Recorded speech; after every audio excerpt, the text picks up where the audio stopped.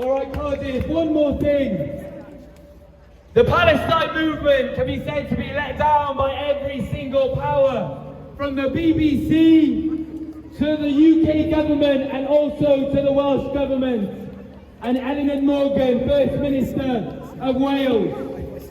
I'm not sure if people saw, but the Future Generations Commissioner, which is part of the Future Generations Act, an act that is made to ensure the long-term prosperity of Welsh people and generations going down and up throughout history, is calling for more action on Palestine.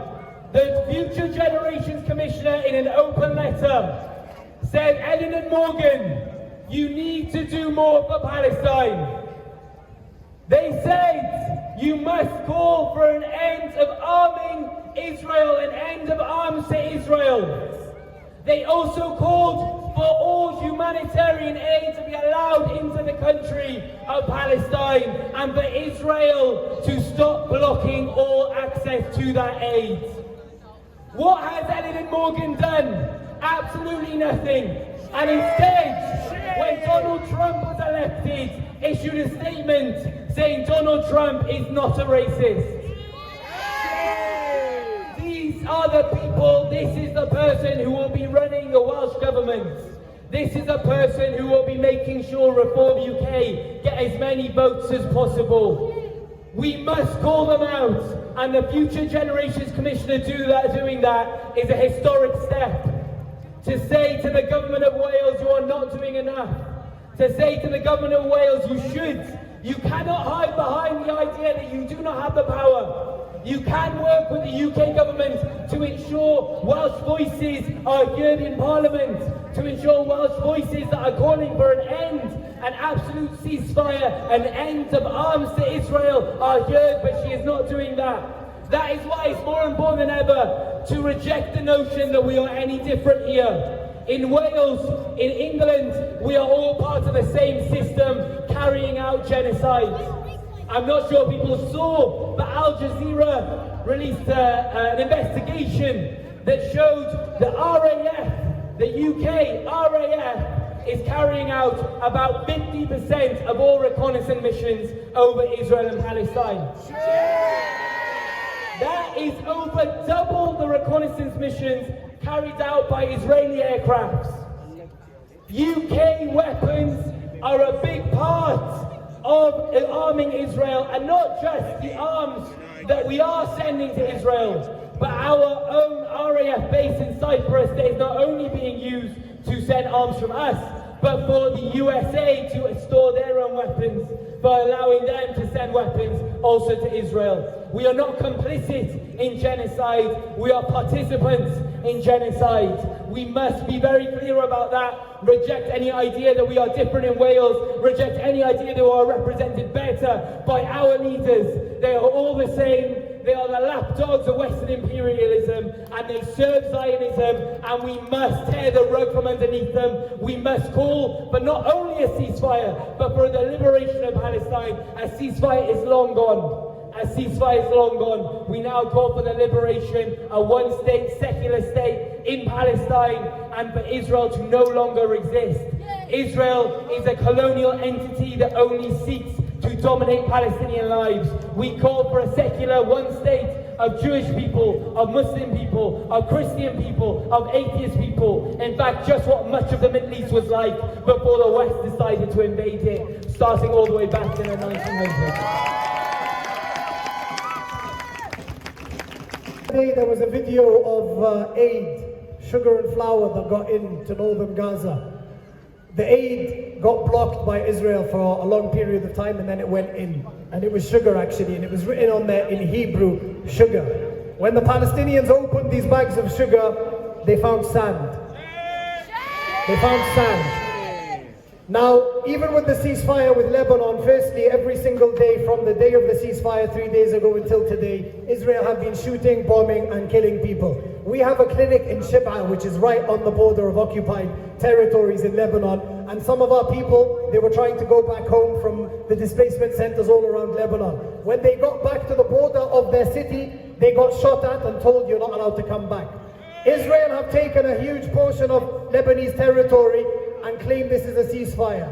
What's also very important to remember is this is not a ceasefire. This is a 60-day truce that they have called until Donald Trump comes back into power to provide them with more weapons and the green light to go full force in Lebanon, in Syria, in Palestine. Israel will not be stopped other than by force. And there must be a country, there must be a nation on earth who will uphold the Geneva Convention, the United Nations rules and human rights to protect the Palestinians.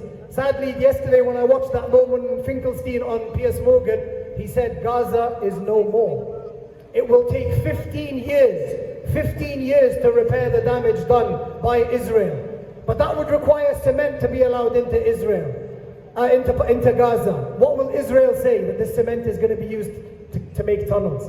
So Gaza has been completely destroyed. They know this. This was their intention from the beginning. It's never been about Hamas or hostages. It's been about ethnic cleansing and taking all of Palestine's territory.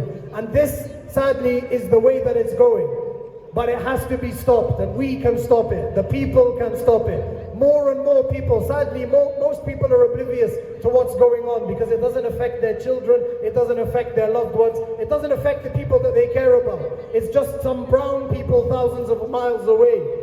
But sadly, if Israel succeeds in their plan, this is going to come closer to home. And this oppression and this despicable behavior will be reenacted by other Western governments across the globe who think that they can take whatever they want and they can take whatever they can because they have the weapons and the power to do so. We must keep coming out, we must keep speaking out, we must keep doing whatever we can. Thank you all for coming out yet again, and see you all next week. Okay guys, I'm just going to say a little something because we've been going out for quite a while now.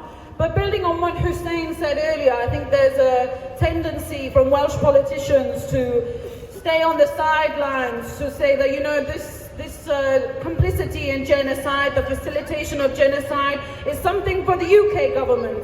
And while that is partially true, there is more that Welsh politicians can do. We have a popular Welsh rebel song called Amma Weed, who, you know, it's been popularised recently through the football. But I wonder whether the Welsh people actually understand the meaning of the lyrics.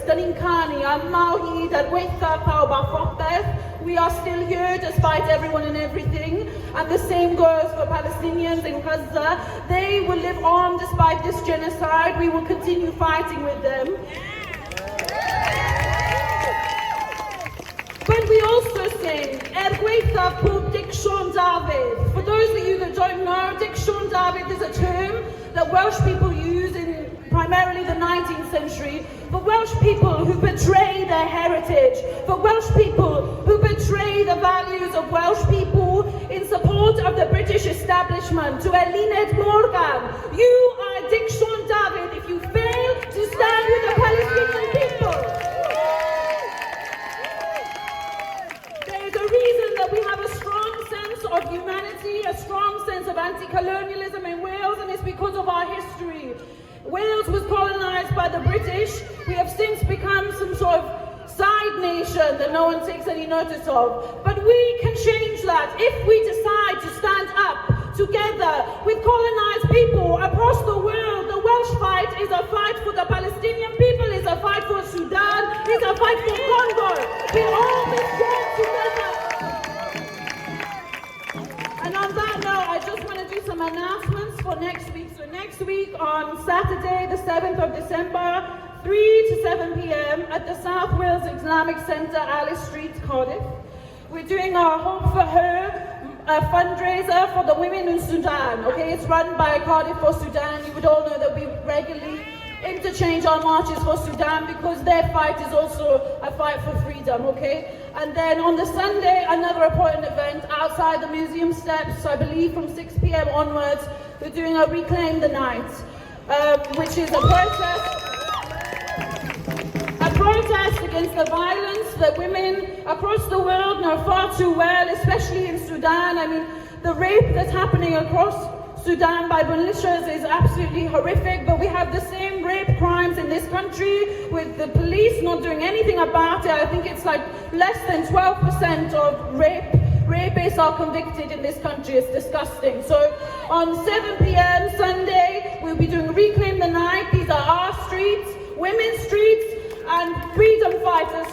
Okay, thank you all for coming.